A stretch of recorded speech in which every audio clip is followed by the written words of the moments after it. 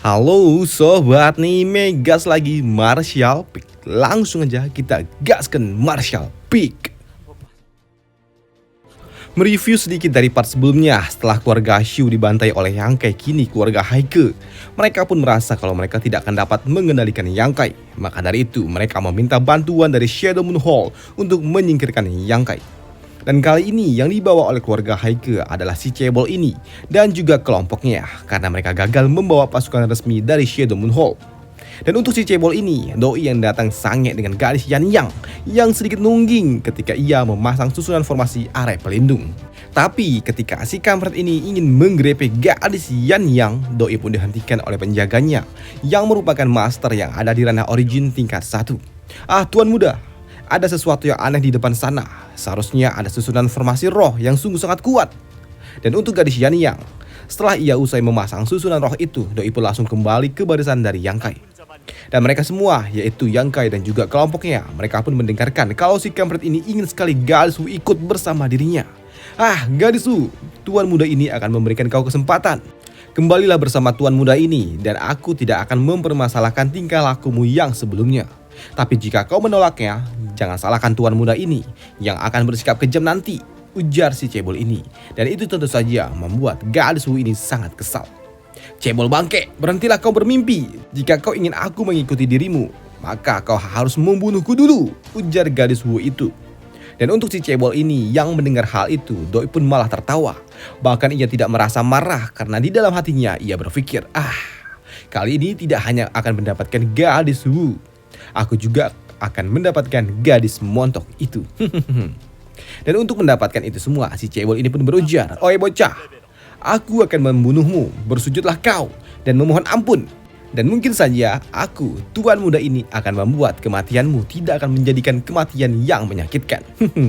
Tapi jika kau menyerahkan dua gadis itu, mungkin saja aku akan mengampuni nyawamu yang tidak berguna itu," ujar si cebol ini.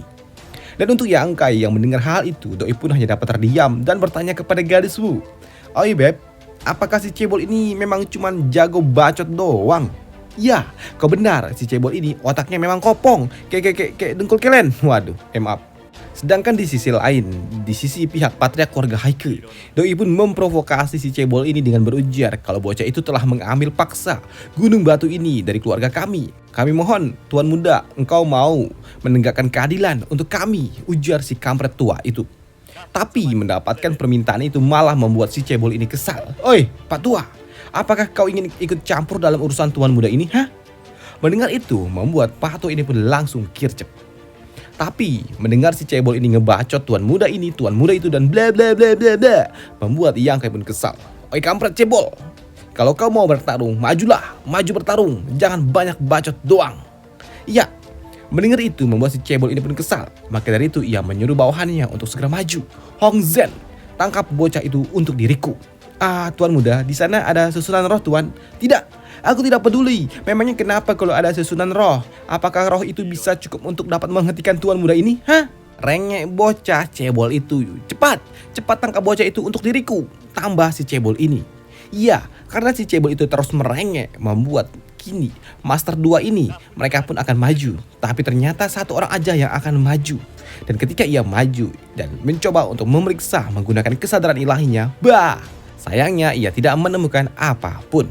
Dan untuk Yangkai sendiri, doi pun melangkah maju ketika ia melihat si kampret itu pun maju. Dan melihat Yangkai juga maju, si kampret ini pun kagum karena Yangkai berani-beraninya datang langsung ke arah dirinya.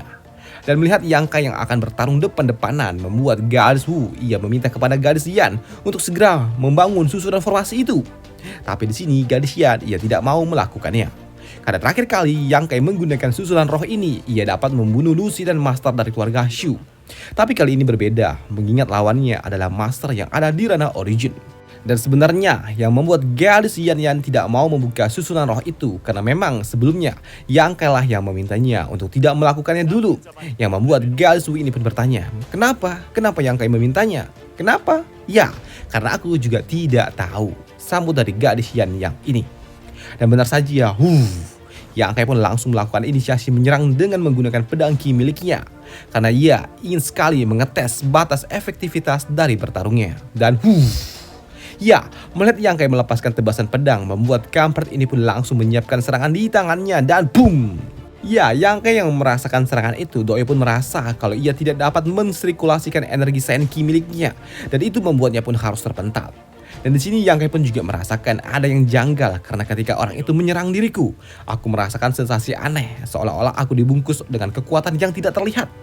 Dan itu membuat Yang Kai pun berpikir, apakah ini adalah kekuatan yang dimiliki oleh seorang master yang ada di ranah origin? Dan untuk si kampret ini, wah, ia melepaskan serangannya kembali ke arah Yang Kai. Dan untuk Yang Kai sendiri, yang merasakan serangan itu datang ke arah dirinya, ia merasakan kalau sepertinya pergerakannya mulai tertahan. Maka dari itu, boom! Ya, Yang Kai pun terkena telak serangan itu. Dan melihat para ciwi-ciwi ini khawatir dengan Yang Kai membuat si cebol ini tambah kesal. Bahkan ia berencana untuk mengkuliti Yang Kai kelak di khalayak umum ketika ia telah berhasil menangkap Yang Kai nantinya. Sedangkan untuk Yang Kai sendiri dari balik kepulan asap itu, Doi pun dapat kembali bangkit karena ternyata ia tidak terkena langsung dari serangan itu. Karena memang ia menggunakan artefak pertahanan diri tingkat origin pula. Dan Yang Kai pun yang merasakan serangan itu membuatnya berujar, wow, kau cukup hebat juga, puji dari Yang Kai. Ya, kau pun juga sama, kau tidak buruk, ujar si kampret ini. Dan untuk Yang Kai di sini ia pun merasakan sepertinya ada benang-benang aneh di sekitaran tubuhnya yang membatasi pergerakanku. Selain itu juga ini telah membatasi pergerakan Senki milikku dan itu membuatku kesulitan dalam hal menggerakkan kekuatan penuhku. Dan untuk artefak ini, sepertinya ini belum dimurnikan sepenuhnya yang membuat benda ini tidak dapat dimaksimalkan kekuatannya. Tapi kurasa ini cukup untuk dapat menahan serangan master di ranah origin tingkat 1, pikir dari Yang Kai. Namun untuk Yang Kai, Doi pun yang merasakan kekuatan aneh itu. Doi pun bertanya, kekuatan apa ini? Hah, woi bocah, kau tidak tahu tentang apa itu Shi dan kau berani-beraninya bertindak sok liar seperti ini? Hah, Shi? Apa itu? Apakah itu semacam semangat bertarung? Kalau itu aku juga punya, ujar dari Yang Kai. Maka dari itu, Yang Kai pun ia mengeluarkan semangat bertarung miliknya. Ya, di sini Yang Kai pun yang merasakan kalau ini berbeda dengan apa yang dilepaskan oleh si kampret itu. Karena memang Shi yang dimiliki oleh si kampret itu dapat menekan kekuatan semangat bertarung yang dilepaskan oleh Yang Kai. Oleh sebab itulah, di sini Yang Kai pun kembali menyiapkan artefaknya untuk dapat menahan serangan dari si kampret itu. Dan untuk si kampret ini, Doi pun tahu kalau Yang Kai pasti akan menggunakan momentum ini untuk dapat mempelajari apa itu Shi. Maka dari itu, karena kau ingin mempelajari apa itu Shi, maka dari itu kau akan membayarnya dengan nyawamu. Ujar si kampret itu sembari melepaskan serangan langsung ke arah Yang Kai. Dan boom. Ya, melihat hal itu membuat si cebol ini begitu senang. Tapi tidak dengan kelompoknya Yang Kai. Sedangkan untuk gadis Yan, hey, kenapa mereka terlihat panik? Jika artefak yang aku miliki tidak dapat menahan serangan dari master origin tingkat 1, maka setelah hari ini aku tidak akan lagi membuat artefak lagi. Karena memang artefak milik gadis yang ternyata dapat melindungi Yang Kai. Walaupun Yang Kai juga harus terluka tipis-tipis. Dan hal itu juga disadari oleh kampret ini. Serangannya ternyata tidak berhasil dan tidak berarti bagi Yang Kai. Maka dari itu ia akan memanfaatkan momentum ini untuk menyerang Yang Kai langsung dari depan. Dan si kampret itu pun datang menerjang Yang Kai dan ia menyiapkan tinjunya lagi untuk membunuh Yang Kai. Di sini Yang Kai pun yang melihat hal itu, Doi pun tahu kalau ini sungguh sangat berbahaya. Maka dari itu ia akan menggunakan teknik tebasan yang belum sempurna miliknya itu untuk dapat menahan serangan si kampret ini. Dan ya, si kampret itu pun merasakan serangan dari Yang Kai. Ia merasakan kalau ia harus menggunakan Senki miliknya untuk dapat melindungi diri sendiri.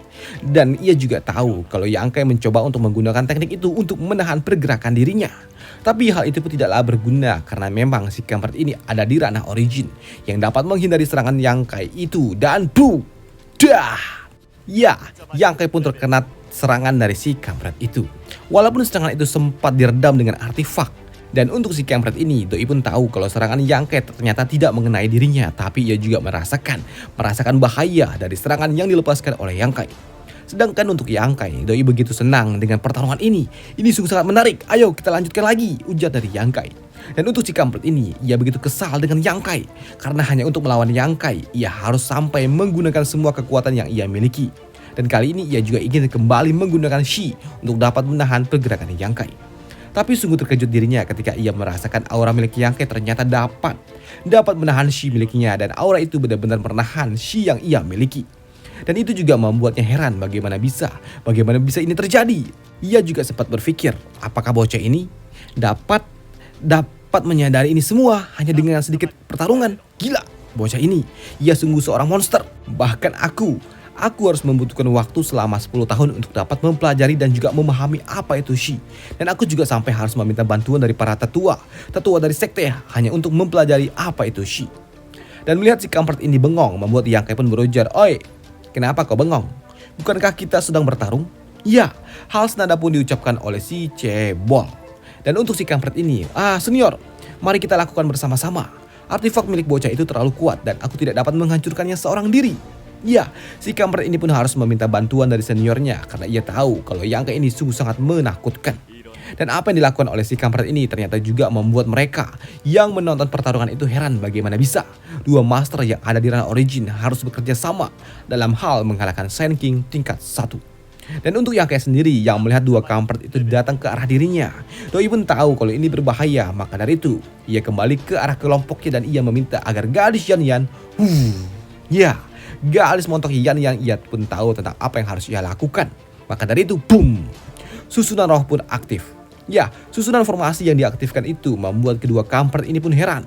Mengingat kesadaran ilahi ternyata tidak dapat mendeteksi apapun. Tapi atas desakan dari si cebol, di sini kampret dua ini pun harus mengeluarkan senjata miliknya dan menerjang Yang Kai langsung dan Ya, serangan pedang yang dilepaskan oleh si kampret itu pun harus menghancurkan satu lapisan formasi arai buatan Yan Yang.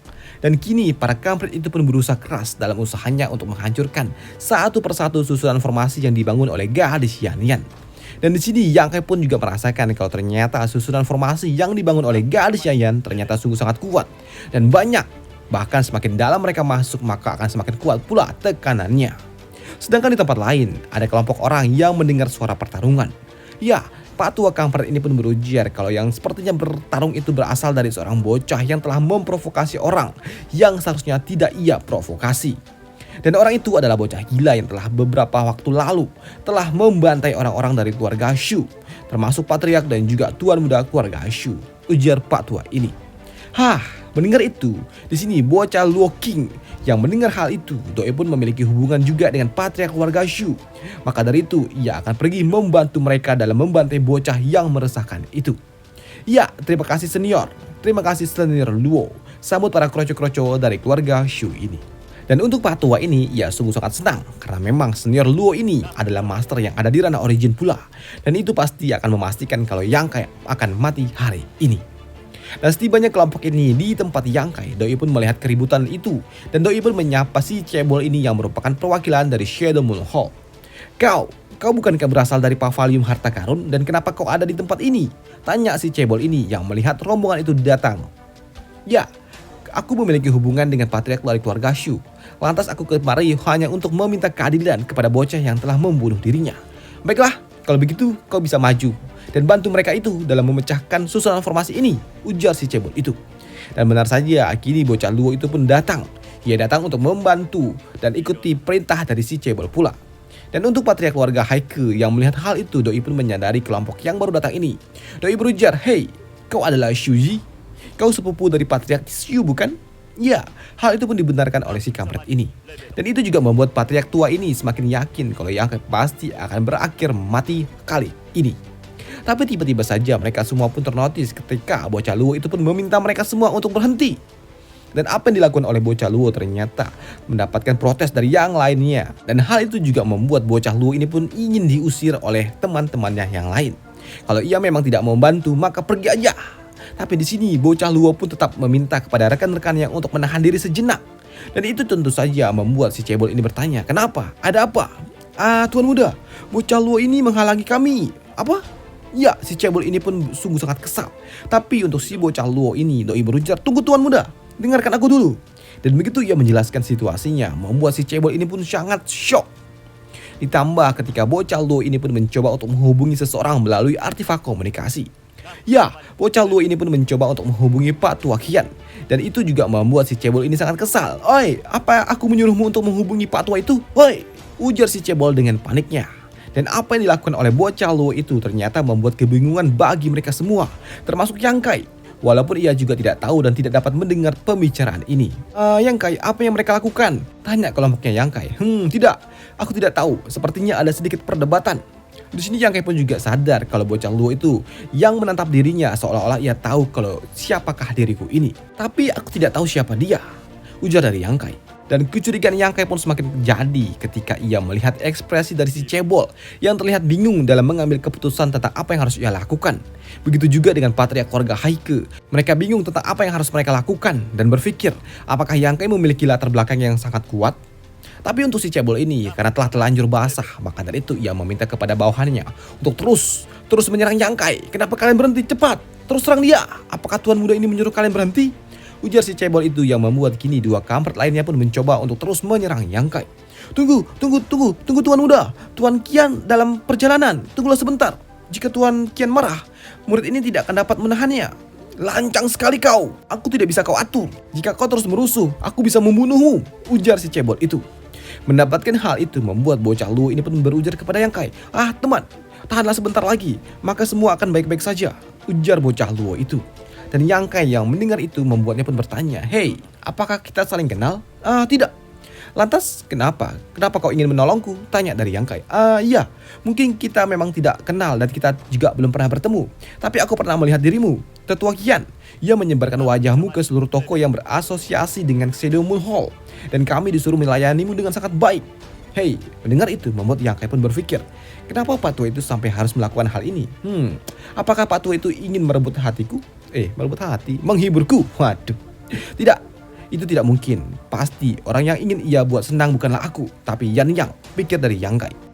Baiklah, tapi beruntung kalau Pak Tua itu ternyata tidak tahu kalau Yan Yang lah master pembuat artefak ini, pikir dari Yang Kai. Dan untuk Yang Kai sendiri, Doi pun juga berujar kepada bocah Luo. Kawan, aku menghargai niat baikmu, tapi aku dapat mengatasinya, ujar dari Yang Kai.